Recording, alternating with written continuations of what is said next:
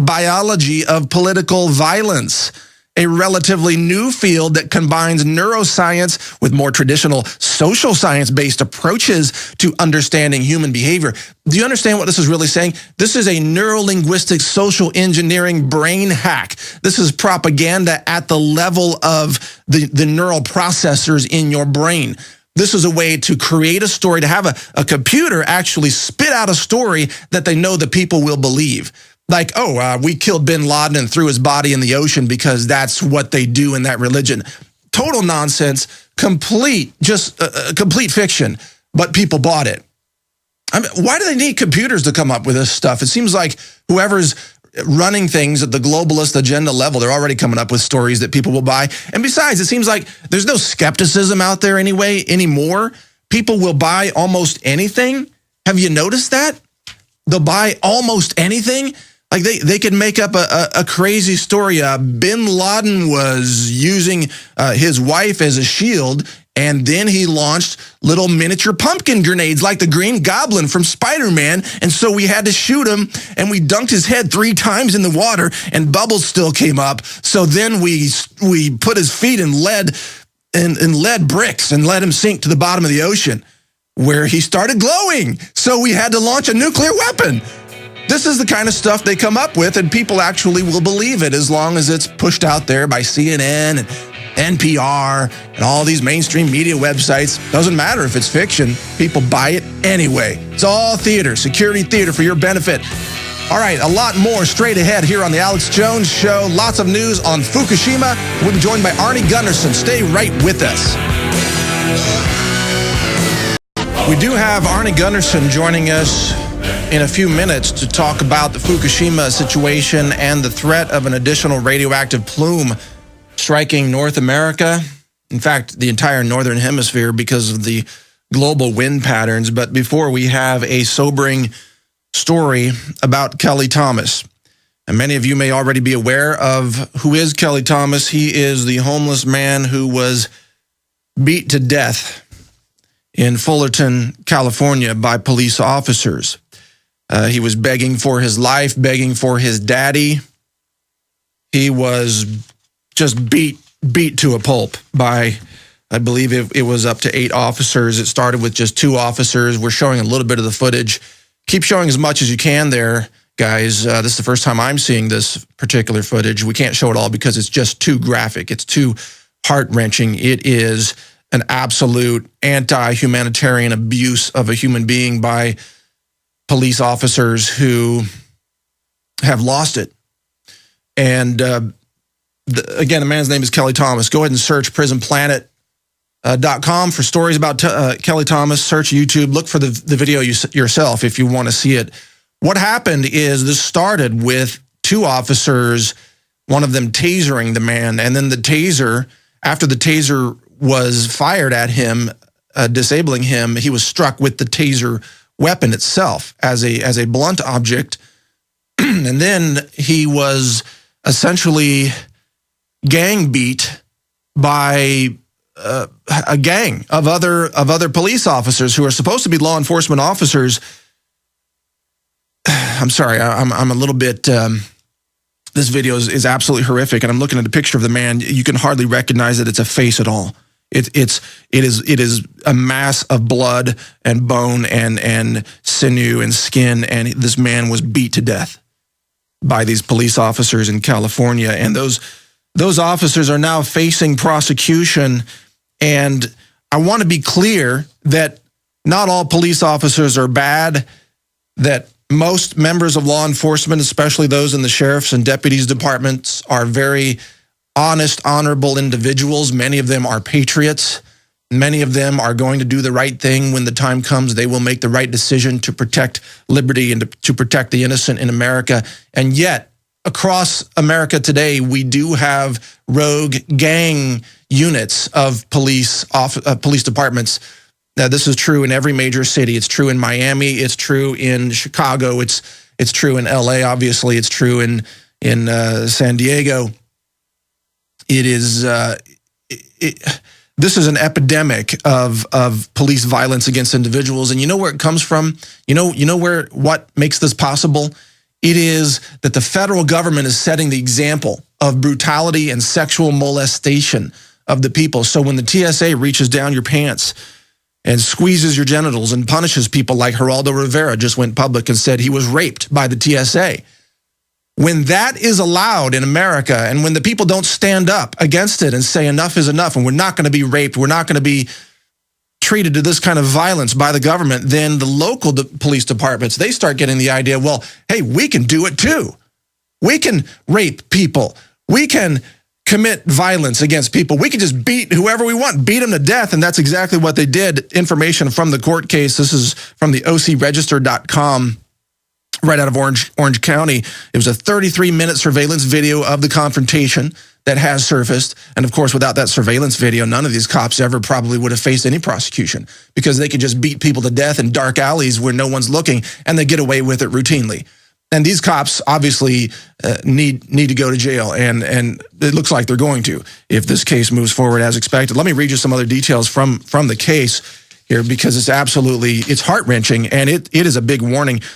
One officer, Cicinelli, or Cicinelli, I'm not sure the pronunciation, stunned Thomas with a taser and then hit him in the face with a plastic gun.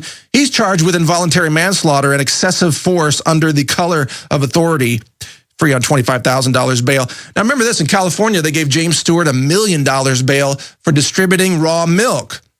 So if you beat a man to death, your bail is only $25,000. But if you distribute real food, oh my God, fresh raw milk, you get $1 million bail. That's justice in California. And this officer is facing 4 years in prison. James Stewart's facing 40 years in prison for distributing raw milk. This videotape, shown in public for the first time, showed an escalating situation that abruptly became violent when one of the officers says, he puts on rubber gloves and says, now you see my fists? They're getting ready to F you up. If you don't start F listening, he says. Those are the words of the officer in the surveillance tape. That's what it has come to in America today. That's what happened to Kelly Thomas. A lot more straight ahead on Fukushima and Arnie Gundersen. Stay with us. This is Mike Adams hosting the Alex Jones Show. We'll be right back after this break.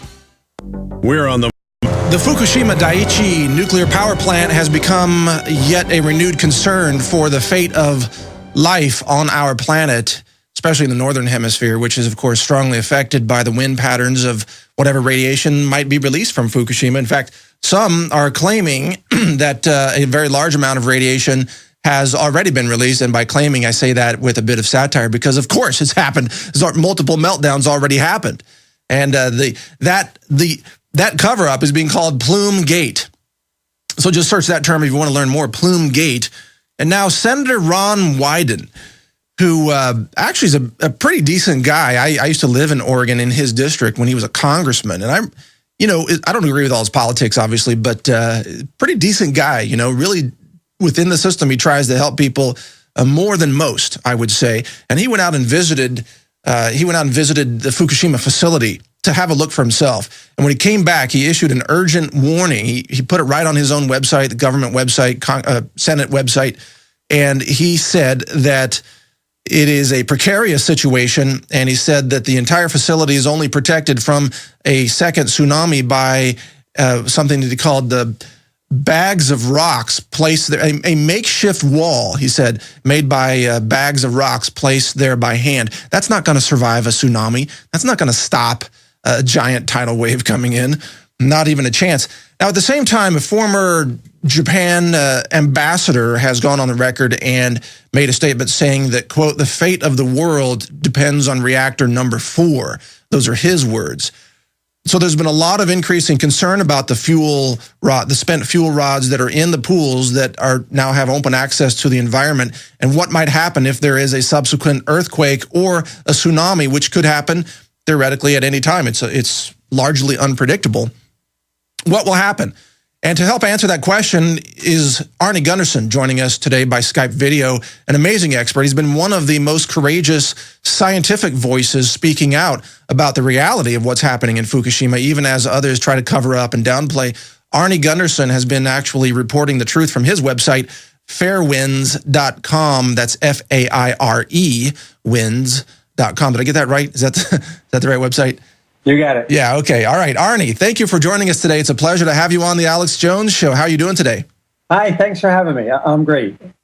Well, it's an honor to have you on. You are one of the most widely known voices out there in the truth movement, and also among the scientific followers of what's happening in Fukushima. Can you begin by telling us what is your understanding of the current status of the situation in Fukushima, and in particular, reactor number 4 and its spent fuel rod pool? I think you hit the nail on the head at the beginning of the hour here. The Unit 4 has always been, since the very first week or two of the accident, in my mind, the biggest concern. And the term I used a year ago was that if the Unit 4 fuel pool goes, we'll have Chernobyl on steroids. And I still believe that today. The problem with that pool is that there's an entire nuclear core's worth of hot fuel. And by that, I mean physically hot, because it just ran. And 4 or 5 more years of spent fuel. The combination means that if it were to go dry, that it would burn and liberate an enormous amount of radiation. Brookhaven National Lab said that a fuel pool fire could be experienced at Fukushima Daiichi 4 would kill 186,000 people from cancer. Now, is that just a fire situation? If let's say the pool, the containment concrete cracks, the water drains out, or another earthquake happens, it all collapses. Is it a fire that releases that, or is there the possibility of it achieving again criticality or a meltdown scenario? No, it can't. Low enriched fuel, like in a power reactor, has to have water around it to have a fission. For a chain reaction to occur. Now, what would happen if what I'm postulating is if there's a 7.5 earthquake and the pool cracks or the building topples, but let's say the pool cracks, the pool runs dry, the zircaloy clad, it would become hot enough to burn in air, and it's called a pyrophoric reaction. Once it starts, you can't put it out by throwing water on it because it takes the oxygen out of the water and just gets hotter. So this would be like a massive dirty bomb essentially being set off, and it would just burn and release into the atmosphere, and then the wind takes it from there. Is that what you're saying? Yeah, that's a great analogy. So let me ask you this. If a terrorist group had this much nuclear material in their hands, how do you think America's response would be different? Because I find it interesting that this is essentially a dirty bomb, a ticking time dirty bomb, and America's doing essentially nothing. But if a terrorist had this much material, how bad would that be, Arnie? We've been saying that here in the States, and I'm on record as saying that this type of reactor, this Mark I reactor, this fuel pool is up in the air about 100 feet high, and it's a terrorist target. And this isn't since Fukushima. I've been saying this for 10 years. The problem is if a terrorist were to broach the side of the fuel pool with some kind of a guided weapon, not a rifle, like an RPG or something like that. Yeah. That you would drain the pool here in the States, and it would create the same scenario. So this isn't something that the NRC and the nuclear community hasn't heard; they've just ignored it. What's the deal with the other pool of stored fuel rods that's located reportedly about 50 meters away from this reactor number 4 pool? What's the interaction between those two pools? The Japanese, unlike the Americans, have kept all their nuclear fuel in the fuel pool. So you've got a plant like Pilgrim with 37 years worth, whereas Fukushima only has 7 or 8. The Japanese took the fuel down out of these precarious pools when they got to 5, 6, 7 years and put them in a common pool. So they have an enormous common pool, but it's at grade level. So from a seismic standpoint, it's much more rigid. The Fukushima 4 pool is way up in the air, so it's like an upside-down pendulum in the event of an accident. In addition to Unit 4, and I'm clearly on record as saying both these, Unit 3 is not much better.